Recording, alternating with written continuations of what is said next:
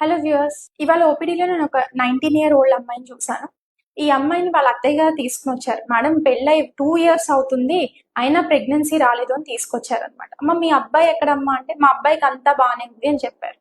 So ఈ condition లో ఆ అమ్మాయి ముఖం చూసిన తర్వాత ఎంత స్ట్రెస్ గా ఫీల్ అవుతుందో నేను ఐడెంటిఫై చేయడం అనేది జరిగింది. అసలు ఎందుకు ప్రెగ్నెన్సీస్ రావు, ఇంత ఎర్లీగా పెళ్లి చేసుకున్నా సరే ప్రెగ్నెన్సీస్ ప్రెసెంట్ కాలంలో ఎందుకు రావట్లేదు, దీని గురించి తెలుసుకుందాం. This is doctor Kavya, fertility expert. General గా మన బాడీలో ఎగ్ రిలీజ్ అయినా స్పర్మ్ నార్మల్ గా ఉన్నా సరే స్ట్రెస్ మూలంగా ప్రెగ్నెన్సీ రాని వాళ్ళు బోల్డ్ మంది ఉంటారనమాట. ఏం చేస్తుంది స్ట్రెస్ అనేది? స్ట్రెస్ అంటే ఏంటి మేడం అంటే, ఎప్పుడు ప్రెగ్నెన్సీ గురించి ఆలోచించి రావట్లేదు అనుకోవడం కూడా స్ట్రెస్. దీని మూలంగా లేడీస్ లో ఏమవుతుంది అంటే, రిలీజ్ అవ్వాల్సిన టైంకి రిలీజ్ అవ్వదు. ఎందుకు రిలీజ్ అవ్వదు? మన బ్రెయిన్ బాగా పనిచేస్తుంది కదా, ఆ బ్రెయిన్ లో నుంచి సర్టెన్ హార్మోన్స్ రిలీజ్ అయితేనే మనకు ఎగ్ ఓవులేట్ అవుతుంది, రిలీజ్ అవుతుంది.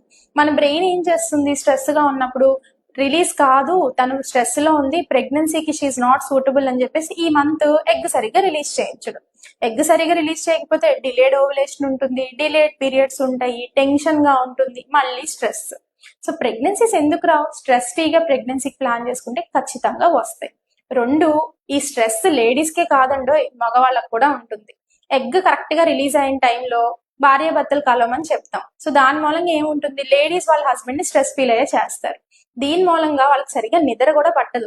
నిద్ర పట్టకపోవడం మూలంగా టెస్టోస్టెరాన్ సరిగ్గా రిలీజ్ కాదు. ఎప్పుడైతే హార్మోన్స్ అనేవి తక్కువ ఉంటాయో వాళ్ళకి ఫర్దర్ గా ప్రాబ్లమ్స్ అనేవి వస్తాయి కదా.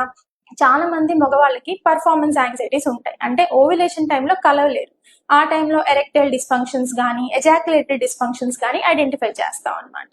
సో ఇలాంటి కండిషన్స్ రాకుండా ప్రెగ్నెన్సీకి హెల్తీగా ప్లాన్ చేయాలి అంటే, along with treatment and diet, మీరు చేసుకునే life style changes, stress free life అనేది చాలా చాలా ఇంపార్టెంట్.